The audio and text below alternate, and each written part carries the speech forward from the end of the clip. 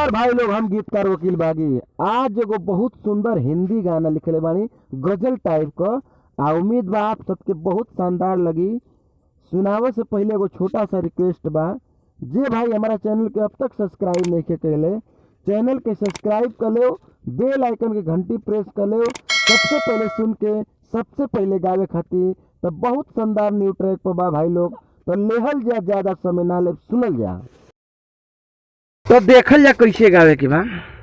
अरे बेवफा की याद में, बेवफा की याद में चलो एक जाम ले ले, बेवफा की याद में चलो एक जाम ले ले। वो तो कभी करता नहीं, वो तो कभी लेता ही नहीं, हम उसी का नाम ले ले। वो तो कभी लेता नहीं, हम उसी का नाम ले ले। आए कि भोजपुरी में गई बालो तो कैसे गई बा। अरे बेवफा की याद में चला एगो जाम ले ली, अरे बेवफा की याद में चला एगो जाम ले ली। अरे वो तो याद करबे ना करे, हम ही वो कर नाम ले ली। अरे वो तो याद करबे ना करे, हम ही वो कर नाम ले ली। आ देखल जा अंतरा कैसे गावे के बाद। क्या हुआ जो भूल गए, उनके कुछ वसूल होंगे, काटे नसीब में मेरे उनके तो फूल होंगे। क्या हुआ जो भूल गए, उनकर कुछ वसूल होई, काटा नसीब में हमारा उनकी तो बस फूल होई। प्यार से आजाद होके अरे वो तो आराम ले ले, प्यार से आजाद होके अरे वो तो आराम ले ले। वो तो कह बोले बिना करेली, हम ही उनकर नाम ले ली।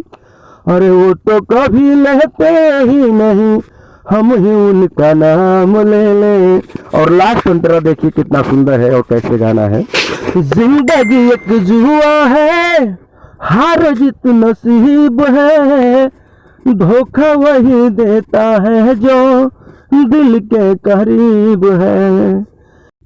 जिंदगी एगो जुआ बाटे, हार जीत नसीब बा, धोखा उहे देला जे दिलवा के करीब बा। अरे वकील बागी संयम से, अरे चलो अब तो काम ले ले।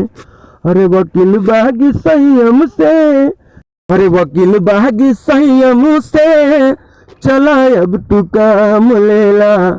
अरे वो तो कभी लेते ही नहीं, हम उन्हीं का नाम ले ले। वो तो कभी लेबे न करी है, हम ही उनकर नाम ले ली। तब भाई लोग ये गाना कैसा लगा जरूर कमेंट में बताइए जा। अगर अच्छा लगा तो प्लीज लाइक करी जा, कमेंट करके बताई जा कैसन बा। ऐसे सुंदर सुंदर मैटर हमेशा लेके आइला। तो चैनल के अब तक सब्सक्राइब नहीं कैले बानी तो चैनल के सब्सक्राइब कर ली। आए अपन प्यार दुलार हमेशा सहयोग दर्शाई, कमेंट जरूर करी। फिर मिले थे वो जानदार शानदार मैटर के साथ। तब तक खातिर जय हिंद, जय भोजपुरिया समाज। आप रही हमारा कवि की रचना में।